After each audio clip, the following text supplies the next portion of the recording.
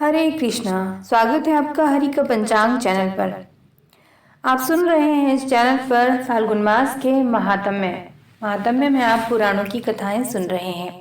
छठे अध्याय में आपने सुना था कि नारद जी अपनी तपस्या पर बहुत गर्व महसूस करते हैं कि उन्हें कामदेव ने मोहित नहीं किया। श्री विष्णु नारद जी की परीक्षा लेने के लिए कल्पना नगर रचते हैं और उसमें श्रीमती नाम की सुंदर राजकुमारी को प्रकट करते हैं। राजकुमारी का स्वयंवर होने वाला है। आज फाल्गुन मास महात्म के 7वें अध्याय में आप रसपान कर सकेंगे नारद जी की कथा का। तो आइए आरंभ करते हैं। राजा की सुंदर पुत्री को देखकर नारद जी पूछते हैं, महाभागा कन्या कौन है?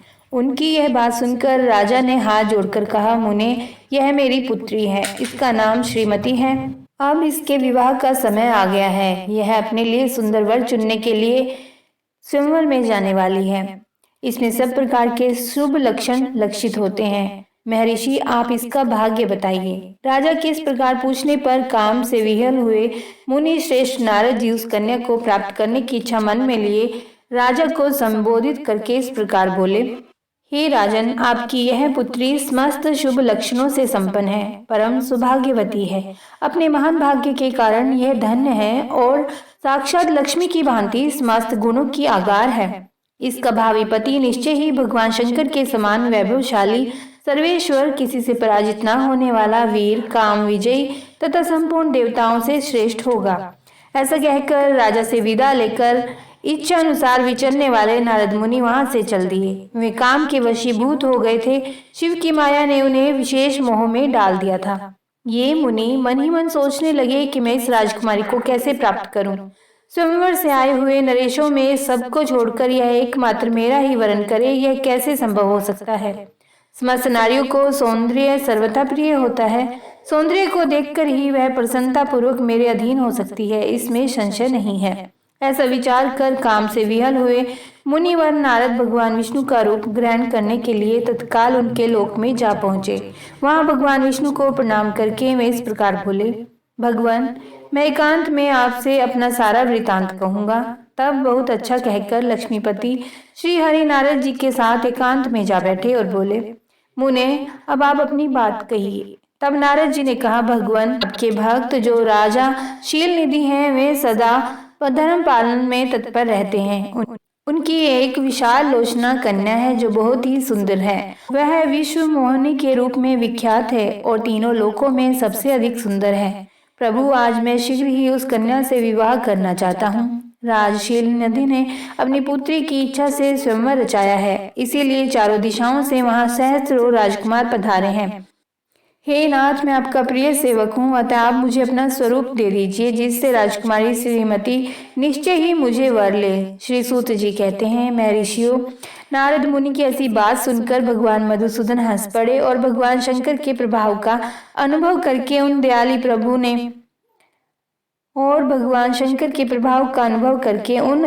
प्रभु ने उन्हें इस प्रकार उत्तर दिया। भगवान विष्णु बोले, मुने, तुम अपने अभीष्ट स्थान को जाओ। मैं उसी तरह तुम्हारा हित साधन करूंगा जैसे श्रेष्ठ वैद्य अत्यंत पीड़ित रोगी का करता है, क्योंकि तुम मुझे विशेष प्रिय हो। ऐसा कहकर भगवान विष्णु ने नारद मुनि को मुख तो वानर का दे दिया और शेष अंगों में अपने जैसा स्वरूप देकर वे वहां से अंतर्ध्यान हो गए। भगवान की पूर्वोक्त बात सुनकर और उनका मनोहर रूप प्राप्त हो गया समझकर नारद मुनि को बड़ा हर्ष हुआ। वे अपने को कृतकृत्य मानने लगे। भगवान ने क्या प्रयत्न किया, इसको वे समझ न सके। इसके बाद मुनिश्रेष्ठ नारद शीघ्र ही उस स्थान पर जहाँ पहुँचे जहाँ राजा शीलनिधि ने राजकुमारों से भरी हुई स्वयंवर सभा का आयोजन किया था। विप्रवरों, राज्य पुत्रों से घिरी हुई वह दिव्य स्वयंवर सभा दूसरी इंद्र सभा के समान अत्यंत शोभा पा रही थी।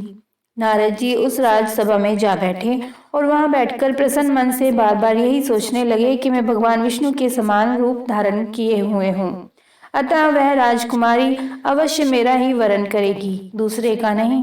मुनि श्रेष्ठ नारद को यह ज्ञात नहीं था कि मेरा मुंह कितना कुरूप है। उस सभा में बैठे हुए सब मनुष्यों ने मुनि को उनके पूर्व रूप में ही देखा। राजकुमार आदि कोई भी उनके रूप परिवर्तन के रहस्य को न जान सके। वहां नारद जी की रक्षा के लिए भगवान रुद्र के 2 पार्षद आए थे, जो ब्राह्मण का रूप धारण करके गूढ़ भाव से यहाँ बैठे थे। वे ही नारद जी के रूप परिवर्तन के उत्तम भेद को जानते थे।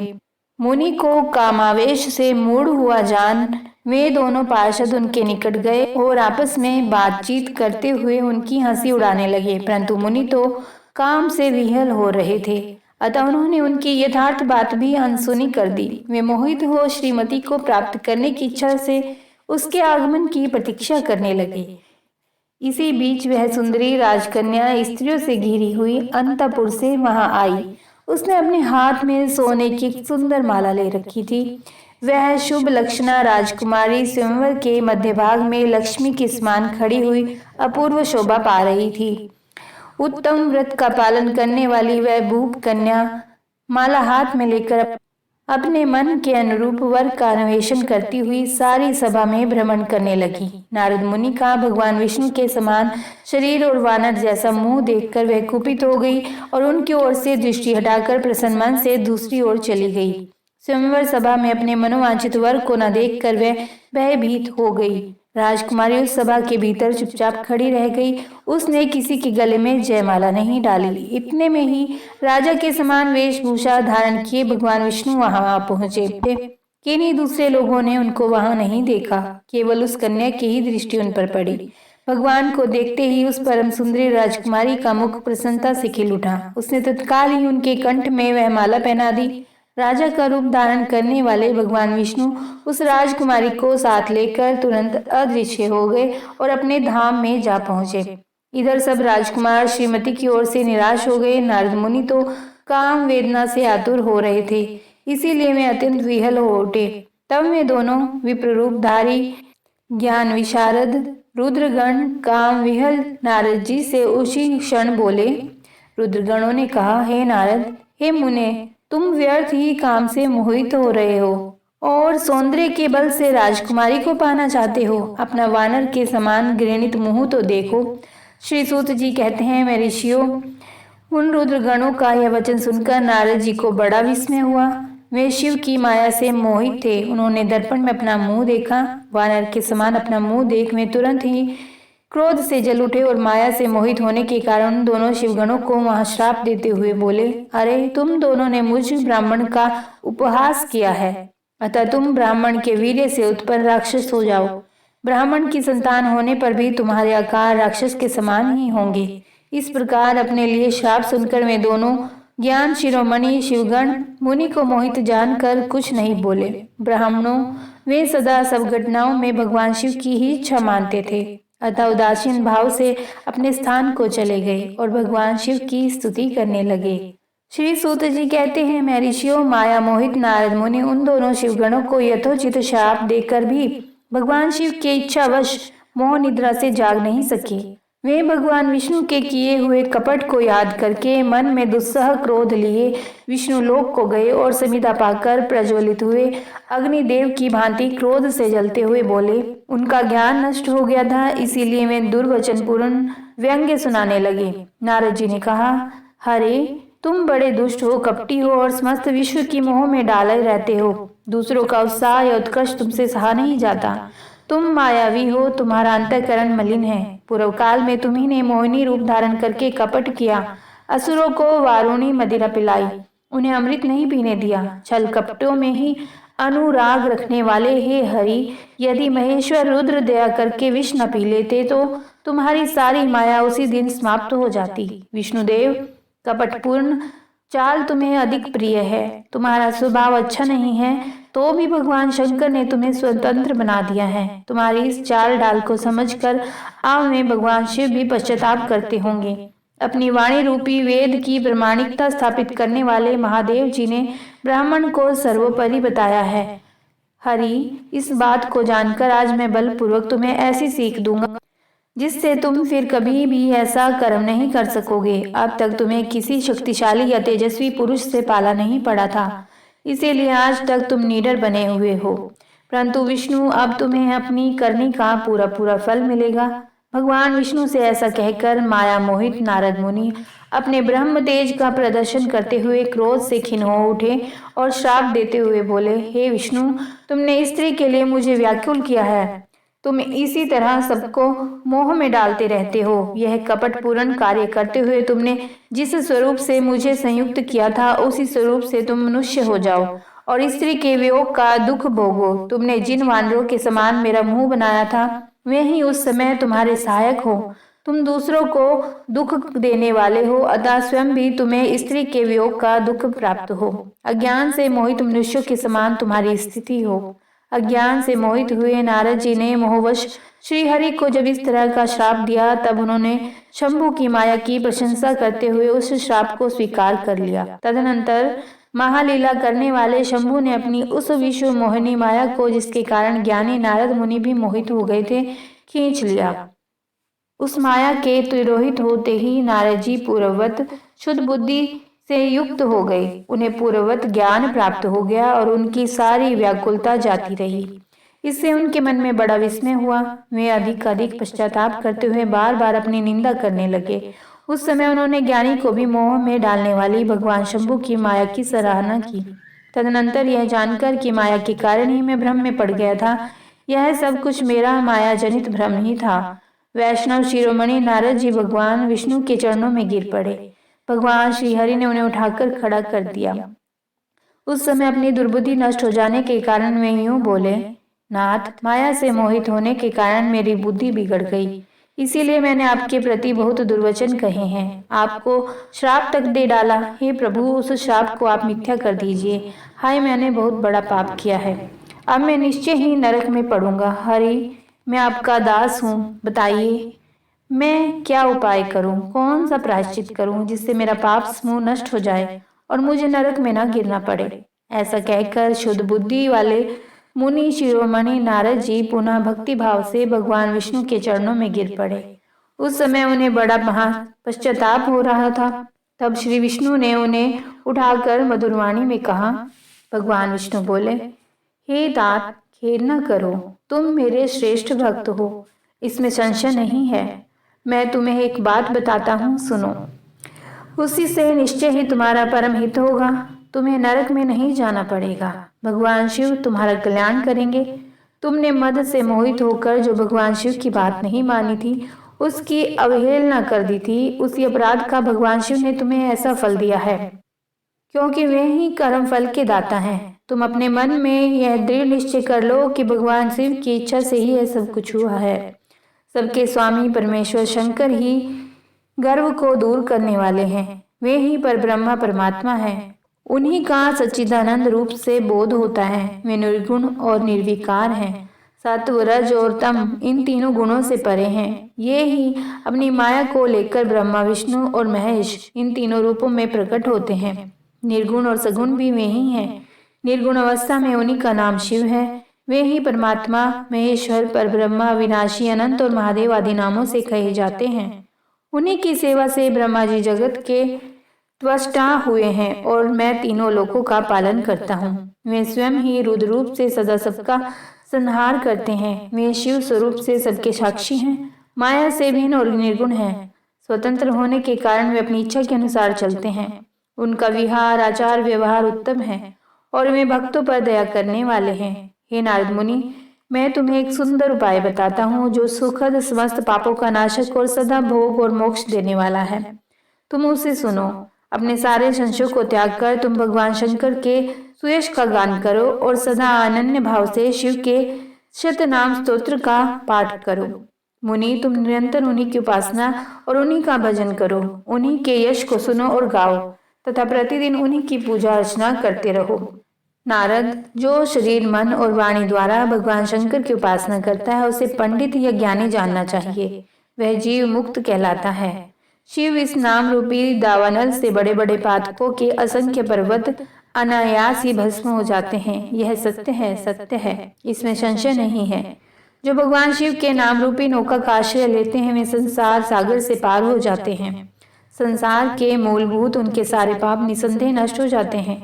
महामुनि, संसार के मूलभूत जो पातक रूपी वृक्ष हैं, उनका शिव नाम रूपी कुठार से निश्चय ही नाश हो जाता है। जो लोग पाप रूपी दावानल से पीड़ित हैं, उन्हें शिव नाम रूपी अमृत का पान करना चाहिए। पाप दावाग्नि से दग्ध होने वाले प्राणियों को उस शिव अमृत के बिना शांति नहीं मिल सकती। संपूर्ण वेदों का अवलोकन करके पूर्ववर्ती विद्वानों ने यही निश्चय किया है कि भगवान शिव की पूजा ही उत्कृष्ट साधन तथा जन्म मरण रूपी संसार बंधन के नाश का उपाय है। आज से यत्न पूर्वक सावधान रहकर विधि विधान के साथ भक्तिभाव से निरंतर जगदम्बा पार्वती सहित महेश्वर सदाशिव का भजन करो। नित्य शिव की ही कथा सुनो और कहो तथा अत्यंत यत्न करके बारंबार शिव भक्तों का पूजन किया करो। मुनिश्रेष्ठ अपने हृदय में भगवान शिव के उज्जवल चरण अरविंदों की स्थापना करके पहले शिव के तीर्थों में विचरो। मुनि इस प्रकार परमात्मा शंकर के अनुपम महात्म्य का दर्शन करते हुए अंत में आनंद वन को जाओ। वह स्थान भगवान शिव को बहुत ही प्रिय है। वहाँ भक्ति पूर्वक विश्वनाथ जी का दर्शन पूजन करो। विशेषतः उनकी स्तुति वंदना करके तुम निर्विकल्प हो जाओगे। नारद जी, इसके बाद तुम्हें मेरी आज्ञा से भक्ति पूर्वक अपने मनोरथ की सिद्धि के लिए निश्चय ही ब्रह्मलोक में जाना चाहिए। वहाँ अपने पिता ब्रह्मा जी की विशेष रूप से स्तुति वंदना करके तुम्हें प्रसन्नता पूर्वक हृदय से बारंबार विषय महिमा के विषय में प्रश्न करना चाहिए। ब्रह्मा जी शिव भक्तों में श्रेष्ठ हैं। वे तुम्हें बड़ी प्रसन्नता के साथ भगवान शंकर का महात्म्य और शतनाम स्तोत्र सुनाएंगे। हे मुनि, आज से तुम शिव आराधना में तत्पर रहने वाले शिव भक्त बन जाओ और विशेष रूप से मोक्ष के भागी बनो। इस प्रकार प्रसन्नचित्त हुए भगवान विष्णु नारद मुनि को प्रेम पूर्वक उपदेश देकर श्री शिव का स्मरण कर वंदन और स्तवन करके वहां से अंतर्ध्यान हो गए। श्री सूत जी कहते हैं, मैं ऋषियों भगवान श्री हरि के अंतर्ध्यान हो जाने पर मुनिश्रेष्ठ नारद शिवलिंगों का भक्ति पूर्वक दर्शन करते हुए पृथ्वी पर विचरने लगे। ब्राह्मणों भूमंडल पर घूम फिरकर उन्होंने भोग और मोक्ष देने वाले बहुत से शिवलिंगों का प्रेम पूर्वक दर्शन किया। दिव्यदर्शी नारद जी भूतल के तीर्थों में विचर रहे हैं और इस समय उनका चित्त शुद्ध है, यह जानकर वे दोनों शिवगण उनके पास गए। वे उनके दिए हुए श्राप से उद्धार की इच्छा रखकर वहां गए थे। उन्होंने आदर पूर्वक मुनि के दोनों पैर पकड़ लिए और मस्तक झुकाकर भली भांति प्रणाम करके शीघ्र ही इस प्रकार कहा।